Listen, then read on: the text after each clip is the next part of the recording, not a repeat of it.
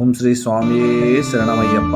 భూతనాథ సదానంద సర్వభూత దయాపర రక్ష రక్ష మహాభాగ శాస్త్రేతభ్యం నమో నమః.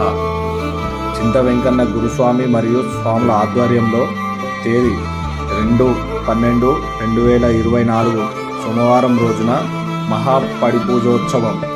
ఉదయం 6:45 గణపతి హోమం, ఉదయం 9 గంటలకు అలంకరణ దర్శనము, ఉదయం 9:30 పడిపూజ జ్వాలన హారతి అనంతరం మధ్యాహ్నం 12:15 తీర్థ ప్రసాదము భిక్ష వితరణ.